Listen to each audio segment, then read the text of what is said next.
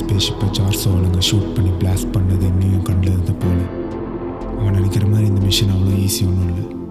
நான் போகிறேன், பிடிக்காத இடத்துல நிற்கிறதுக்கு பதில் போனேன். இது நான் தேடி போன ஆப்பர்ச்சுனிட்டி கிடையாது, என்ன தேடி வந்த ஆப்பர்ச்சுனிட்டி. இதை நான் யூஸ் பண்ணிப்பேன். அப்பா அம்மா வாழ்ந்த கிரகம். நான் அங்கேயே போகிறேன். என்ன இப்போ ஏதாவது சொன்னாலா இல்லை நீங்கள் பல்பா? சொல்கிற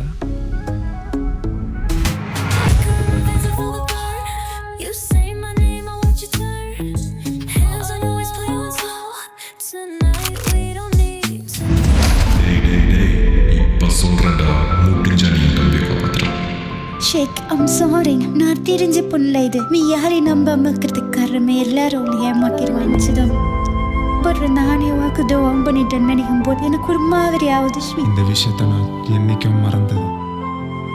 அவன் அப்பா அம்மா மாதிரி கைஃபோ கிரகத்தில் போய் வாழலான்ட்டு ஆசைப்பட்றான். ஆனால் அது அவ்வளோ ஈஸி இல்லை. இந்த கைஃபோ கிரகத்துக்கு போனாங்கன்னு சொல்லி கேள்விப்பட்டோம்ல. 2 பேர் அவங்களோட பையி இந்த காலேஜில் தான் வந்துருக்காங்க. மேமா உனக்குள் இருக்கும் மாற்று தெரியாமல் நீ மறந்து வாழ்ந்து கொண்டே இருக்கிறாய்.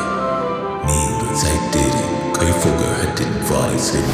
என்னோட வாழ்க்கையிலே இருக்கட்டும், இந்த ஜேர்னிலே இருக்கட்டும், எத்தனையோ விஷயங்களை பார்த்து நான் பயந்து ஓடி இருந்தேன். ஆனால் இந்த 5 நிமிஷத்தையும் நான் பார்த்து மிஸ் பண்ணிட்டேன்னு வச்சுக்கோ. கைஃபோட வாரிசாக இருக்கிறதுக்கும் ராஜலோட தம்பியாக இருக்கிறதுக்கும் அர்த்தமே இல்லாமல் போயிடும்.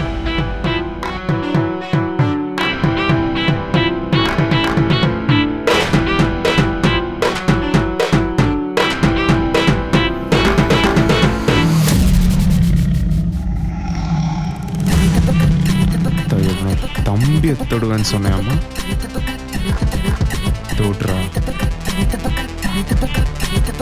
தொடுறா பாப்போம்.